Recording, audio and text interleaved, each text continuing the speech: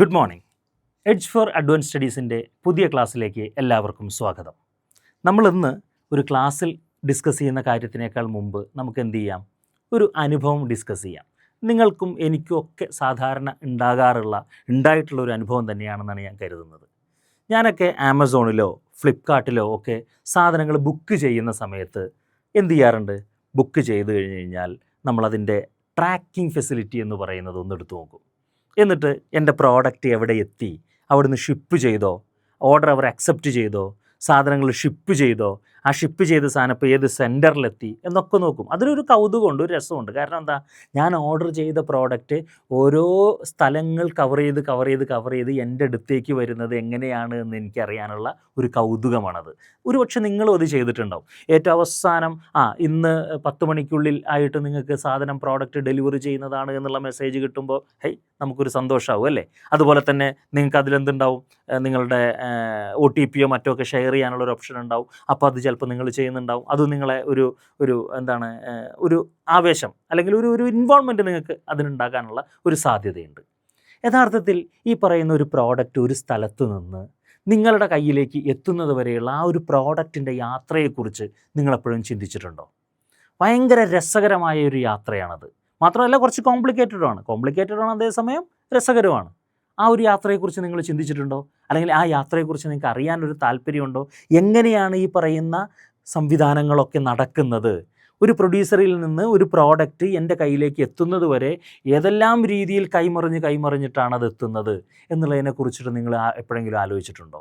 ഒരു സെല്ലർ എന്ത് ചെയ്യുന്നു, എനിക്ക് പ്രോഡക്റ്റുകൾ എത്തിക്കുന്നു. ആ സെല്ലറിലേക്ക് അതിനു മുമ്പ് വേറെ ചിലപ്പോൾ ഒരു ഹോൾസെയിലർ ഉണ്ടാവും, ചിലപ്പോൾ അതിനു മുമ്പ് വേറെ ഏതെങ്കിലും സ്റ്റോക്കിസ്റ്റ് ഉണ്ടാവും, ഇതിനു മുമ്പ് എവിടെ ഉണ്ടാവും, അത് പ്രൊഡ്യൂസ് ചെയ്തൊരു പ്രൊഡ്യൂസർ ഉണ്ടാവും. ഇങ്ങനെ പല കൈമറിഞ്ഞ് എൻ്റെ കയ്യിലേക്ക് അത് എത്തുന്നത് എങ്ങനെയാണ്? ഐഫോണിൻ്റെ എക്സാമ്പിൾ എടുക്കൂ. ഐഫോൺ നമ്മളെ ഇന്ത്യയിൽ എന്ത് ചെയ്യുന്നില്ല, നിർമ്മിക്കുന്നുണ്ടായിരുന്നില്ല. ഓക്കെ, നിർമ്മിച്ചിരുന്നത് അത് US പക്ഷേ അതിൻ്റെ കോമ്പണൻറ്റുകൾ ഉണ്ടാക്കിയിരുന്നത് ചിലപ്പോൾ എവിടെയായിരിക്കും, ചൈനയിലായിരിക്കും. ചിലപ്പോൾ അത് അസംബിൾ ചെയ്തിട്ടുണ്ടാവുക മറ്റേതെങ്കിലും രാജ്യത്തായിരിക്കും. പക്ഷേ ഇന്ത്യയിൽ, കൊച്ചിയിൽ അല്ലെങ്കിൽ തിരുവനന്തപുരത്ത് അല്ലെങ്കിൽ കോഴിക്കോട് അല്ലെങ്കിൽ ഈ പറയുന്ന തൃശ്ശൂർ ഒക്കെ എനിക്കത് എന്ത് ചെയ്യാൻ സാധിക്കുന്നു, വാങ്ങിക്കാൻ സാധിക്കുന്നു. അല്ലെങ്കിൽ നേരത്തെ പറഞ്ഞതുപോലെ ആമസോണിൽ നിന്നോ ഫ്ലിപ്കാർട്ടിൽ നിന്നോ ഓൺലൈനായിട്ട് എനിക്കത് വാങ്ങിക്കാൻ പറ്റുന്നു. അപ്പോൾ എങ്ങനെയാണ് ഈ അമേരിക്കയിലുള്ള സാധനം എൻ്റെ കയ്യിലേക്ക് എത്തിപ്പെട്ടത്? അതങ്ങനെ എത്തിപ്പെടാൻ എത്ര ആൾക്കാരുടെ സർവീസുകൾ വേണ്ടി വന്നു, എത്ര കൈമാറ്റങ്ങൾ വേണ്ടി വന്നു? ഇത് ഫ്ലൈറ്റിലാണോ വന്നത്, അതോ ഷിപ്പിലാണോ വന്നത്? അതെങ്ങനെയാണ് വന്നത്? ഇതിനെക്കുറിച്ച് നിങ്ങൾ ആലോചിച്ചിട്ടുണ്ടോ? ഇങ്ങനെ ആലോചിക്കാൻ നിങ്ങൾക്ക് താല്പര്യമുണ്ടെങ്കിൽ ഇത്തരം താല്പര്യങ്ങൾക്ക് വേണ്ടിയിട്ട് ഇഗ്നോ എന്ത് ചെയ്തിട്ടുണ്ട്, ഒരു കോഴ്സ് ഡിസൈൻ ചെയ്തിട്ടുണ്ട്. ആ കോഴ്സിൻ്റെ പേരാണ് ലോജിസ്റ്റിക് മാനേജ്മെൻറ്റ്. ഒരു ഗ്രാജുവേറ്റ് കോഴ്സാണ്. അതുകൊണ്ട് തന്നെ BPAS 184 എന്നുള്ള കോഡിലാണ് ഈ കോഴ്സ് ഡിസൈൻ ചെയ്തിരിക്കുന്നത്. ഈ കോഴ്സിലേക്കാണ് നിങ്ങളെല്ലാവരെയും ഞാൻ ഇത്തവണ സ്വാഗതം ചെയ്യുന്നത്. ഓക്കെ, അപ്പോൾ നമ്മൾ എഡ്ജും നിങ്ങളും ഇഗ്നോയും എല്ലാവരും ചേർന്നുകൊണ്ട് ഈ ലോജിസ്റ്റിക്കിൻ്റെ വിവിധ പാഠഭാഗങ്ങൾ, വിവിധ കോൺസെപ്റ്റുകൾ നമുക്ക് എന്ത് ചെയ്യാം, ഡിസ്കസ് ചെയ്യാനുള്ള ഒരു ചാൻസ് ഉണ്ട് എന്നുള്ളതാണ്. അപ്പോൾ ഇന്നത്തെ ഈ ഇൻട്രൊഡക്ടറി ക്ലാസ്സിൽ നമ്മൾ ഉദ്ദേശിക്കുന്നത് ആ ലോജിസ്റ്റിക് മാനേജ്മെൻറ്റ് എന്ന് പറയുന്ന കോഴ്സിൻ്റെ ഭാഗമായിട്ട് എന്തൊക്കെ കാര്യങ്ങളാണ് നമ്മൾ പരസ്പരം ഡിസ്കസ് ചെയ്യുന്നത് അല്ലെങ്കിൽ പഠിക്കാൻ ശ്രമിക്കുന്നത് എന്നുള്ളതാണ്. അപ്പോൾ നമുക്ക് പാഠഭാഗത്തിലേക്ക് പോയാലോ? യെസ്. അപ്പോൾ എന്താണ് ലോജിസ്റ്റിക് എന്നുള്ളതിനെക്കുറിച്ച് നമുക്ക് ആദ്യം വേണമെന്നുണ്ടെങ്കിൽ ഒന്ന് ഡിസ്കസ് ചെയ്യാം. ലോജിസ്റ്റിക് എന്ന് ഡിസ്കസ് ചെയ്യുന്ന സമയത്ത് നമ്മൾ പലപ്പോഴും അതിനോട് സിമിലർ ആയിട്ടുള്ള മറ്റൊരു പദം കേൾക്കാറുണ്ട്. സപ്ലൈ ചെയിൻ മാനേജ്മെൻറ്റ് എന്നാണ് അതിൻ്റെ പേര്. Supply chain management. 1 second. Supply chain management. യഥാർത്ഥത്തിൽ സപ്ലൈ ചെയിൻ മാനേജ്മെൻറ്റും ലോജിസ്റ്റിക്കും ഒന്നാണോ? ഒന്നല്ല. പുതിയ തരം ലോജിസ്റ്റിക്കിനെ വിളിക്കുന്ന പേരാണ് സപ്ലൈ ചെയിൻ മാനേജ്മെൻറ്റ്. കുറച്ചുകൂടി വേറൊരു അർത്ഥത്തിൽ പറഞ്ഞു കഴിഞ്ഞാൽ സപ്ലൈ ചെയിൻ എന്ന് പറയുന്നത് ബൃഹത്തായിട്ടുള്ളൊരു സംവിധാനമാണ്. ആ സംവിധാനത്തിനകത്തെ ഒരു പാർട്ടാണ് ലോജിസ്റ്റിക് മാനേജ്മെൻറ്റ് എന്നുള്ള അർത്ഥത്തിലേക്ക് നമുക്ക് എന്ത് ചെയ്യാം, ഡിസ്കസ് ചെയ്യാം. അപ്പോൾ ലോജിസ്റ്റിക്കിൻ്റെ കോമ്പണൻറ്റുകൾ എന്തൊക്കെയാണ് എന്നുള്ളത് നമ്മൾ വരുന്ന വഴിക്ക് പഠിക്കുന്നുണ്ട് കേട്ടോ. എന്നിരുന്നാലും അതിൻ്റെ ഒരു ഡെഫിനിഷൻ നോക്കൂ. സപ്ലൈ ചെയിൻ അല്ലെങ്കിൽ ലോജിസ്റ്റിക് എന്നൊക്കെ പറയുന്നതിൻ്റെ ഒരു അർത്ഥം, part of supply chain management involving planning, implementing and controlling movement and storage of goods and services from the point of origin to the point of consumption. Supply ചെയിനിൻ്റെ ഭാഗമായിക്കൊണ്ട് ഒരു point of ഒറിജിനിൽ നിന്ന് എവിടെയാണോ അത് കൺസ്യൂം ചെയ്യുന്നത് അതുവരേക്കും ഒരു പ്രോഡക്റ്റിൻ്റെ യാത്രയും ആ യാത്രയെ സംബന്ധിച്ച പ്ലാനിങ്ങുകളും കൂടി ചേർന്ന സാധനത്തെ വിളിക്കുന്ന പേരാണ് ലോജിസ്റ്റിക് മാനേജ്മെൻറ്റ് എന്നുള്ളത്. ഇതിനെ തന്നെ നമുക്ക് പറയാം material flow across supply chain. വേറെ രീതിയിൽ ഇതിൻ്റെ ഓപ്പറേറ്റിംഗ് ഒബ്ജക്റ്റ് പറഞ്ഞു കഴിഞ്ഞാൽ ഒരു ശരിയായ പ്രോഡക്റ്റ് ശരിയായ സമയത്ത് ശരിയായ രീതിയിൽ ശരിയായ ആളുടെ കയ്യിൽ ശരിയായ വിലയ്ക്ക് എത്തിക്കുന്ന പരിപാടിയെയാണ് നമ്മൾ എന്ത് വിളിക്കുന്നത്? ലോജിസ്റ്റിക് മാനേജ്മെൻറ്റ് എന്ന് വിളിക്കുന്നത്. ഓക്കെ, എനിക്ക് 100 കിലോ പഞ്ചസാര കിട്ടിയിട്ട് കാര്യമുണ്ടോ? ഇല്ല. കാരണം എൻ്റെ വീട്ടിലേക്ക് 1 കിലോയോ 2 കിലോയോ പഞ്ചസാര ആവശ്യമുള്ളൂ. അപ്പോൾ അത് ശരിയായ അളവിലായിരിക്കണം, ശരിയായ വിലയിലായിരിക്കണം. ഓക്കെ, ഇനി പഞ്ചസാര വാങ്ങിക്കുന്നത് ഒരു ഹോട്ടലുകാരനാണെന്നുണ്ടെങ്കിലോ അയാൾക്ക് 1 കിലോയോ 2 കിലോയോ അല്ല വേണ്ടുന്നത്, അയാൾക്ക് വേണ്ടുന്നത് 10 കിലോയോ 20 കിലോയോ അല്ലെങ്കിൽ 100 കിലോയോ ആയിരിക്കും. അപ്പോൾ ആ ഹോട്ടലുകാരൻ എന്ന് പറയുന്ന കൺസ്യൂമർക്ക് അയാൾക്ക് ശരിയായ രീതിയിൽ ശരിയായ വിലയിൽ എത്തിച്ചു കൊടുക്കുക. അപ്പോൾ ഡിഫറെൻറ്റ് കൺസ്യൂമേഴ്സിന് ഡിഫറെൻറ്റ് രീതിയിൽ എത്തിച്ചു കൊടുക്കേണ്ടി വരും. ഇതിനെയാണ് നമ്മൾ എന്ത് വിളിക്കുക? ലോജിസ്റ്റിക് മാനേജ്മെൻറ്റ് എന്ന് വിളിക്കുന്നത്. ഈ ലോജിസ്റ്റിക് മാനേജ്മെൻറ്റിൻ്റെ അകത്ത് 2 തരത്തിലുള്ള ഫ്ലോകളുണ്ട്. 2 അല്ല, യഥാർത്ഥത്തിൽ 3 തരത്തിലുള്ള ഫ്ലോകളുണ്ട്. മെറ്റീരിയൽസ് പ്രോഡക്റ്റ് ഫ്ലോ ചെയ്യുന്നുണ്ട്. എവിടെ നിന്ന് എവിടേക്ക്? പോയിൻ്റ് ഓഫ് ഒറിജിനിൽ നിന്ന് പോയിൻ്റ് ഓഫ് കൺസംഷനിലേക്ക്. അതുപോലെ തന്നെ ഇൻഫർമേഷൻ ഫ്ലോ ചെയ്യുന്നുണ്ട്. ഈ പറയുന്ന മെറ്റീരിയൽ ഇന്ന സ്ഥലങ്ങളിലേക്ക് എത്തി എന്നൊക്കെ ട്രാക്ക് ചെയ്യുന്നത് നമ്മൾ ഈ പറയുന്ന ഇൻഫർമേഷൻസ് ട്രാക്കിംഗ് ഉപയോഗിച്ചുകൊണ്ടാണ്. പോയിൻ്റ് ഓഫ് ഒറിജിനിൽ നിന്ന് പോയിൻ്റ് ഓഫ് കൺസംഷനിലേക്ക്.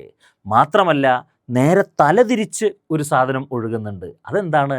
ഈ പറയുന്ന പ്രോഡക്റ്റ് എത്തിക്കുന്നതിൻ്റെ ഭാഗമായിട്ട് നമ്മൾ പൈസ കൊടുക്കില്ലേ, ആ പ്രൈസ് എന്ന് പറയുന്ന സാധനം കൊടുക്കില്ലേ, അല്ലെങ്കിൽ ക്യാഷ് കൊടുക്കില്ലേ, അത് പോയിൻ്റ് ഓഫ് കൺസംഷനിൽ നിന്ന് പോയിൻ്റ് ഓഫ് ഒറിജിനിലേക്ക് ആയിരിക്കും. ഈ തരത്തിലുള്ള 3 സാധനങ്ങളുടെ ഒരു ഒഴുക്കും ലോജിസ്റ്റിക് മാനേജ്മെൻറ്റിൻ്റെ ഭാഗമായി കൊണ്ടുണ്ട് എന്നുള്ളതും നമുക്ക് മനസ്സിലാക്കാം. വേറെ എന്തൊക്കെയാണ് ലോജിസ്റ്റിക് മാനേജ്മെൻറ്റിൻ്റെ കോമ്പണൻസുകൾ, മെയിൻ പരിപാടികൾ? ഏറ്റവും പ്രധാനപ്പെട്ട പരിപാടി എന്ന് പറഞ്ഞാൽ പ്രൊക്യൂർമെൻറ്റ് ഓഫ് മെറ്റീരിയൽസ് എന്ന് പറയുന്നതാണ്.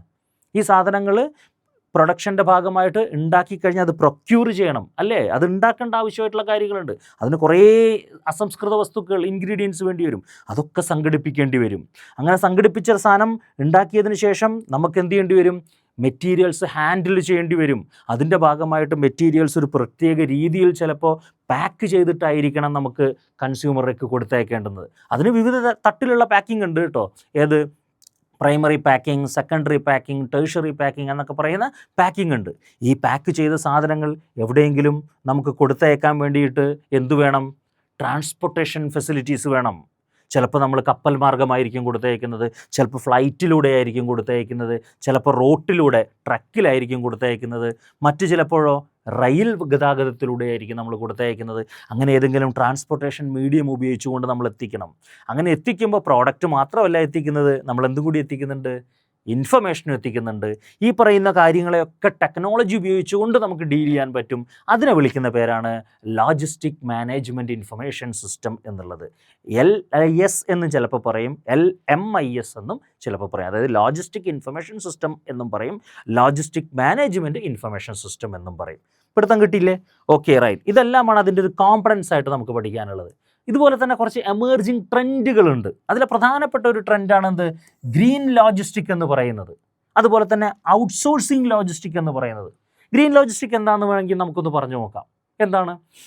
ഒരു പ്രോഡക്റ്റ് പോയിൻ്റ് ഓഫ് ഒറിജിനിൽ നിന്ന് പോയിൻ്റ് ഓഫ് കൺസംഷനിലേക്ക് എത്തിക്കണം, അല്ലേ? അപ്പോൾ ആ പോയിൻ്റ് ഓഫ് കൺസംഷനിലേക്ക് എത്തിക്കുന്നത് എന്തായിരിക്കും? ട്രാക്കിലൂടെ ആയിരിക്കും. അത് ട്രക്ക് ഉപയോഗിച്ചിട്ടായിരിക്കും, ലോറി ഉപയോഗിച്ചിട്ടാണെന്ന് വിചാരിക്കുക. അങ്ങനെ ലോറി ഉപയോഗിച്ചുകൊണ്ട് നമ്മൾ ഒരു പ്രോഡക്റ്റ് എത്തിക്കുന്ന സമയത്ത് ഈ ലോറിക്ക് ഉപയോഗിക്കുന്ന ഇന്ധനം എന്താണ്? ഫോസിൽ ഫ്യൂവലാണ്. ഡീസലാണെന്നുണ്ടെങ്കിൽ അതിൻ്റെ ഭാഗമായിട്ട് കുറേ പുക എന്ത് ചെയ്യുന്നുണ്ടാവും? ഇത് പുറന്തള്ളുന്നുണ്ടാവും. ആ പുകയൊക്കെ ആർക്ക് ദോഷമാണ്? എൻവയോൺമെൻറ്റിന് ദോഷമാണ്, നമുക്ക് ദോഷമാണ്, ഭൂമിക്ക് ദോഷമാണ്. അപ്പോൾ ലോജിസ്റ്റിക് ആക്ടിവിറ്റിയുടെ ഭാഗമായിട്ട് എൻവയോൺമെൻറ്റിനോ ഭൂമിക്കോ മനുഷ്യർക്കോ ഒക്കെ ആപത്താകുന്ന കാര്യങ്ങൾ പരമാവധി ചെറുതാക്കി ഇല്ലാതാക്കിയിട്ട് ചെയ്യുന്ന ലോജിസ്റ്റിക് പരിപാടിയെ വിളിക്കുന്ന പേരാണ് ഗ്രീൻ ലോജിസ്റ്റിക്. വേറൊരു ഭാഷ പറഞ്ഞാൽ എക്കോ ഫ്രണ്ട്ലി ആയിട്ടുള്ള ലോജിസ്റ്റിക്. അപ്പോൾ നമുക്ക് എന്ത് ചെയ്യേണ്ടി വരും? ചിലപ്പോൾ ഫോസിൽ ഫ്യൂവൽസിന് പകരം റിന്യൂവബിൾ സോഴ്സ് ഓഫ് എനർജികൾ, അത്ര അപകടകരമായ പുകകളോ അല്ലെങ്കിൽ കെമിക്കൽസോ ഒന്നും ഇല്ല, ഭൂമിയിലേക്ക് പടർത്തിവിടാത്ത തരത്തിലുള്ള സംവിധാനങ്ങൾ, ഇലക്ട്രിക്കൽ വെഹിക്കിളോ മറ്റോ ചിലപ്പോൾ ഉപയോഗിക്കേണ്ടി വരും. അതിന് അതിൻ്റേതായ കുഴപ്പങ്ങളും ഉണ്ടാവും. മാത്രമല്ല ചിലപ്പോൾ നമുക്ക് വളരെ ഫാസ്റ്റായിട്ട് ഡെലിവറി ചെയ്യാൻ പറ്റില്ല. കാരണം എന്താ, ഫാസ്റ്റായിട്ട് ഡെലിവറി ചെയ്യണം എന്ന് പറഞ്ഞു കഴിഞ്ഞാൽ നമ്മളെ കയ്യിലുള്ള പ്രോഡക്റ്റിന് വേണ്ടിയിട്ടൊരു വണ്ടി യാത്ര ചെയ്യുക. പക്ഷെ അങ്ങനെ യാത്ര ചെയ്യുന്നതാണോ ഭൂമിക്ക് നല്ലത്, അതോ ഒരു സെറ്റ് ലോറിക്കകത്ത് കംപ്ലീറ്റ് ലോഡ് ആയതിനു ശേഷം യാത്ര ചെയ്യുന്നതാണോ? യെസ്, അതൊരു ചോദ്യമുള്ള സാധനമാണ് അല്ലേ. യെസ്, അത്തരം കാര്യങ്ങളെക്കുറിച്ച് നമ്മൾ എന്ത് ചെയ്യും, നമ്മുടെ പാഠഭാഗങ്ങളിൽ ഡിസ്കസ് ചെയ്യുന്നതായിരിക്കും. വേറെയുണ്ട് കേട്ടോ. വേറെ എന്തൊക്കെയാണ് പ്രിൻസിപ്പിൾസ്, വേരിയസ് കോമ്പണൻസ് എന്തൊക്കെയാണ് എന്നുള്ളതാണ്. വിവിധ രീതിയിലുള്ള ലോജിസ്റ്റിക്കുകളുണ്ട്, വിവിധ കോൺസെപ്റ്റിലുള്ള ലോജിസ്റ്റിക്കുകളുണ്ട്. ഈ ലോജിസ്റ്റിക് മാനേജ്മെൻറ്റ് എന്ന് പറഞ്ഞാൽ എന്തിനു വേണ്ടിയിട്ടാണ്, അതിൻ്റെ ഇമ്പോർട്ടൻസ് എന്താണ്, സിഗ്നിഫിക്കൻസ് എന്താണ് എന്നുള്ളതിനെക്കുറിച്ച് നമ്മൾ ഡിസ്കസ് ചെയ്യും. വിവിധ രീതിയിലുള്ള ലോജിസ്റ്റിക്, പ്രൊക്യൂർമെൻറ്റിന് വേണ്ടിയിട്ടുള്ളത്, പ്രൊഡക്ഷന് വേണ്ടിയിട്ടുള്ളത്, സെയിൽസിന് വേണ്ടിയിട്ടുള്ളത്, റിക്കവറി ലോജിസ്റ്റിക് അല്ലെങ്കിൽ റിവേഴ്സ് ലോജിസ്റ്റിക് എന്ന് പറയുന്നൊരു സാധനമുണ്ട്. എന്താണ് സാധാരണ ലോജിസ്റ്റിക് എന്ന് പറഞ്ഞാൽ പോയിന്റ് ഓഫ് ഒറിജിനിൽ നിന്ന് ഒരു പ്രോഡക്റ്റ് കൺസ്യൂമറിലേക്ക് എത്തിക്കലാണ്. അങ്ങനെ കൺസ്യൂമറിലേക്ക് എത്തിയിരിക്കുന്ന ഈ പ്രോഡക്റ്റിൻ്റെ കാലാവധി കഴിഞ്ഞു കഴിഞ്ഞാൽ കൺസ്യൂമർ ഈ പ്രോഡക്റ്റ് എന്തു ചെയ്യും? അത് ഭൂമിക്ക് ഭാരമായിക്കൊണ്ട് എവിടെയെങ്കിലും വലിച്ചെറിയണോ, അതോ അത് തിരിച്ച് ഡിസ്പോസ് ചെയ്യാൻ വേണ്ടിയിട്ട് മറ്റാരെങ്കിലും ഏൽപ്പിക്കണോ? അങ്ങനെ ആ പ്രോഡക്റ്റ് ഡിസ്പോസ് ചെയ്യാൻ വേണ്ടി, ശരിയായ രീതിയിൽ ഡിസ്പോസ് ചെയ്യാൻ, റീസൈക്കിൾ ചെയ്യാനോ അതിനെ റീയൂസ് ചെയ്യാനോ പറ്റുന്ന രീതിയിലേക്കുള്ള സംവിധാനങ്ങൾക്ക് വേണ്ടി ഉപയോഗിക്കുന്ന ലോജിസ്റ്റിക് ആക്ടിവിറ്റിയാണ് നമ്മൾ റിവേഴ്സ് ലോജിസ്റ്റിക് എന്നുള്ള അർത്ഥത്തിൽ വിശദീകരിക്കാൻ ശ്രമിക്കുന്നത്. അതുപോലത്തെ ഒരു കോൺസെപ്റ്റാണ് ലീൻ ലോജിസ്റ്റിക് കോൺസെപ്റ്റ്. ലീൻ എന്ന് പറഞ്ഞാൽ എന്താ, മെലിഞ്ഞിരിക്കുന്നത്, അതായത് ദുർമേധസ്സുകളൊന്നുമില്ലാത്ത, വേസ്റ്റേജസ് പരമാവധി കുറക്കുന്ന തരത്തിലുള്ള ലോജിസ്റ്റിക് മാനേജ്മെൻറ്റ്. എങ്ങനെയെങ്കിലും കാര്യങ്ങൾ ചെയ്യുക എന്നുള്ളതല്ല, വേസ്റ്റേജസ് പരമാവധി കുറച്ചുകൊണ്ട് എഫിഷ്യൻ്റായിട്ടും എഫക്റ്റീവായിട്ടും ലോജിസ്റ്റിക് ചെയ്യുക എന്ന് പറയുന്ന സാധനം. അതല്ലാതെ ഗ്രീൻ ലോജിസ്റ്റിക്കിനെ കുറിച്ച് നമ്മൾ പറഞ്ഞു അല്ലേ. അപ്പോൾ ഇങ്ങനെ വിവിധ കോൺസെപ്റ്റുകളുണ്ട്. ഇനി ഇതെല്ലാം ചെയ്യുന്നത് എന്തിനാണ്? യെസ്, ഇതെല്ലാം ചെയ്യുന്നത് ഒരു ഓർഗനൈസേഷൻ്റെ പ്രോഫിറ്റ് മാക്സിമൈസ് ചെയ്യണം, അല്ലെങ്കിൽ കോസ്റ്റ് റെഡ്യൂസ് ചെയ്യണം, അല്ലെങ്കിൽ എഫിഷ്യൻ്റായിട്ടുള്ള ഓപ്പറേഷൻസ് ഉണ്ടാകണം, അല്ലെങ്കിൽ കസ്റ്റമറിനെ സാറ്റിസ്ഫൈ ചെയ്യണം അല്ലേ. നമ്മൾ നേരത്തെ പറയുകയുണ്ടായി, നമ്മൾ ആമസോണിൽ നിന്ന് പ്രോഡക്റ്റ് വാങ്ങിക്കുന്നു, ഫ്ലിപ്കാർട്ടിൽ നിന്ന് പ്രോഡക്റ്റ് വാങ്ങിക്കുന്നു, അല്ലെങ്കിൽ പ്രോഡക്റ്റ് കാണിക്കുന്ന സമയത്ത് 1000 രൂപയുടെ ഒരു പ്രോഡക്റ്റ് ഫ്ലിപ്കാർട്ടിൽ പറയുന്നത് ഇന്ന് തരാം, ആമസോണിൽ പറയുന്നത് നാളെ തരാം. നമ്മൾ ഏത് വാങ്ങിക്കും? ഇന്ന് തരുന്നത് വാങ്ങിക്കും. അപ്പോൾ ലോജിസ്റ്റിക് തീർച്ചയായിട്ടും എന്തിനേയും കൂടി ഹെൽപ്പ് ചെയ്യുന്നുണ്ട്, കസ്റ്റമറിൻ്റെ സാറ്റിസ്ഫാക്ഷനെ കൂടി ഹെൽപ്പ് ചെയ്യുന്നുണ്ട് എന്നുള്ളതാണ്. മറ്റൊന്ന് നോക്കൂ, ലോജിസ്റ്റിക് മാനേജ്മെൻറ്റിൻ്റെ സൈക്കിൾ എങ്ങനെയാണ് എന്നുള്ളതാണ്. ലോജിസ്റ്റിക് മാനേജ്മെൻറ്റിൻ്റെ വേരിയസ് ആക്ടിവിറ്റീസ് എങ്ങനെയാണെന്നുള്ളതാണ്. അപ്പോൾ ഈ കാര്യങ്ങളെയൊക്കെ ഉൾപ്പെടുത്തിക്കൊണ്ട് BPAS 184 എന്ന് പറയുന്ന മനോഹരമായിട്ടുള്ളൊരു കോഴ്സ് ആര് ഡിസൈൻ ചെയ്തിട്ടുണ്ട്? ഇഗ്നോ ഡിസൈൻ ചെയ്തിട്ടുണ്ട്. അതിൻ്റെ സ്റ്റഡി മെറ്റീരിയലുണ്ട്. ആ സ്റ്റഡി മെറ്റീരിയലിനെ ബേസ് ചെയ്തുകൊണ്ട് നല്ല കഥകളിലൂടെ, അനുഭവങ്ങളിലൂടെ, നല്ല വിശദീകരണങ്ങളിലൂടെയാണ് നമ്മൾ ഈ സ്റ്റോറി നിങ്ങൾക്ക് പറഞ്ഞു തരാൻ ശ്രമിക്കുന്നത്. അപ്പോൾ ഈ സ്റ്റോറിയിൽ ഇഗ്നോ എന്തൊക്കെയാണ് ഉദ്ദേശിക്കുന്നത് എന്നുള്ളത് നമുക്ക് നോക്കിയാലോ. ഇഗ്നോയുടെ പാഠഭാഗത്ത് വരുന്ന കാര്യങ്ങൾ എന്തൊക്കെയാണ് എന്നുള്ളത് നോക്കാം. ഇഗ്നോ നിങ്ങൾക്ക് എല്ലാവർക്കും അറിയാവുന്നതുപോലെ തന്നെ ഒരു കോഴ്സ് ഡിസൈൻ ചെയ്യുന്ന സമയത്ത് വിവിധ ബ്ലോക്കുകളിലായിട്ടാണ് അത് ഡിസൈൻ ചെയ്യുന്നത്. നമ്മളുടെ ഈ പാഠഭാഗത്തും എത്ര ബ്ലോക്കുകളുണ്ട്? 3 ബ്ലോക്കുകളുണ്ട്. ഈ 3 ബ്ലോക്കുകൾക്കകത്ത് വിവിധ യൂണിറ്റുകളുണ്ട്. അപ്പോൾ ഒന്നാമത്തെ ബ്ലോക്കിൽ 4 യൂണിറ്റുകളുണ്ട്, രണ്ടാമത്തെ ബ്ലോക്കിൽ 5 യൂണിറ്റുകളുണ്ട്, മൂന്നാമത്തെ ബ്ലോക്കിൽ 4 യൂണിറ്റുകളുണ്ട്. ഇങ്ങനെ മൊത്തത്തിൽ 13 യൂണിറ്റുകളിലൂടെയാണ് ഇഗ്നോ ഈ കഥ നമ്മളോട് പറയാനും വിശദീകരിക്കാനും ശ്രമിക്കുന്നത്. അതിൽ ഏറ്റവും ആദ്യം ഇൻട്രൊഡക്ഷൻ ടു മാനേജ്മെൻറ്റ് എന്ന് പറയുന്ന ഒരു ബ്ലോക്കാണുള്ളത്. ഇൻട്രൊഡക്ഷൻ, ആ കോൺസെപ്റ്റുകളുടെ ഇൻട്രൊഡക്ഷൻ, അതുമായിട്ട് ബന്ധപ്പെട്ട കാര്യങ്ങളൊക്കെയാണ് അതിൽ ഡിസ്കസ് ചെയ്യാൻ ശ്രമിക്കുന്നത്.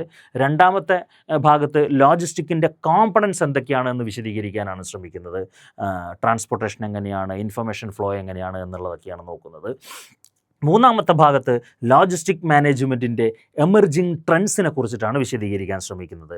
കസ്റ്റമർ സാറ്റിസ്ഫാക്ഷനെ കുറിച്ച്, ഗ്രീൻ ലോജിസ്റ്റിക്കിനെ കുറിച്ച്, ഔട്ട്സോഴ്സിങ് ലോജിസ്റ്റിക്കിനെ കുറിച്ച്. ലോജിസ്റ്റിക് നമുക്ക് ഔട്ട്സോഴ്സ് ചെയ്യാൻ സാധിക്കും. എപ്രകാരമാണോ നമ്മളുടെ ഒരു ആക്ടിവിറ്റി, ബിസിനസ്സുമായിട്ട് ബന്ധപ്പെട്ട സാധനം അത് മറ്റൊരു പാർട്ടിയെ ഏൽപ്പിക്കുന്നത്. ചിലപ്പോൾ നിങ്ങൾ കേട്ടിട്ടുണ്ടാവും, 3rd party logistic, 4th party logistic, 5th party logistic എന്നൊക്കെയുള്ളത്. ഒരു ഉദാഹരണം പറയുകയാണെന്നുണ്ടെങ്കിൽ, നമ്മളൊരു വീട് ഷിഫ്റ്റ് ചെയ്യുകയാണ്. അപ്പോൾ വീട് ഷിഫ്റ്റ് ചെയ്യാൻ നമ്മൾ എന്ത് ചെയ്യും?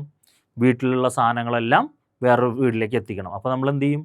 യെസ്, പാക്ക് ചെയ്യാൻ കുറച്ച് ആൾക്കാരെ വിളിക്കും, ഒരു ലോറിക്കാരനെയും വിളിക്കും, എന്നിട്ട് പാക്ക് ചെയ്ത് ലോറിയിൽ സാധനം വെച്ച് അവിടെ കൊണ്ട് എത്തിക്കും. അങ്ങനെ നമ്മൾ ആ ലോറിക്കാരനെയും പാക്ക് ചെയ്യാൻ വേണ്ടിയിട്ടുള്ള കയറ്റിറക്ക് തൊഴിലാളികളൊക്കെ വിളിക്കുന്നതിനെയാണ് നമ്മൾ 3rd പാർട്ടി ലോജിസ്റ്റിക് എന്ന് വിളിക്കുന്നത്. എന്നാൽ 4th പാർട്ടി ലോജിസ്റ്റിക് എന്ന് പറഞ്ഞാലോ, യെസ്, അപ്പോൾ നമ്മൾ വേറൊരു ഏജൻസിയെ അങ്ങോട്ട് ഏൽപ്പിക്കും. എന്ത്, ഞങ്ങൾക്ക് വീട് ഷിഫ്റ്റ് ചെയ്യാനുണ്ട്, അതുമായിട്ട് ബന്ധപ്പെട്ട കാര്യങ്ങളൊക്കെ നിങ്ങൾ ചെയ്യണം. അപ്പോൾ അയാൾ എന്ത് ചെയ്യും? അയാളായിരിക്കും ഏതെല്ലാം ട്രാൻസ്പോർട്ടേഷൻ ഫെസിലിറ്റി ഉപയോഗിച്ചുകൊണ്ട് ഏത് ലോറിക്കാരനെ വിളിക്കണം, അല്ലെങ്കിൽ ഏത് കയറ്റിറക്ക തൊഴിലാളികളെ വിളിക്കണം, ഏത് രീതിയിലേക്കുള്ള പാക്കിംഗ് സിസ്റ്റങ്ങളാണ് ഉപയോഗിക്കേണ്ടതൊക്കെ അയാളായിരിക്കും തീരുമാനിക്കുന്നത്. അങ്ങനെ നാലാമതൊരാളെ ഇൻവോൾവ് ചെയ്യിപ്പിക്കുന്നതിന് നമ്മൾ പറയുന്നതാണ് 4 പാർട്ടി ലോജിസ്റ്റിക്. ഇനി ഓഫ് കോഴ്സ് നമുക്ക് 5 പാർട്ടി ലോജിസ്റ്റിക് എന്നുള്ളത് ഊഹിക്കാനേ ഉള്ളൂ.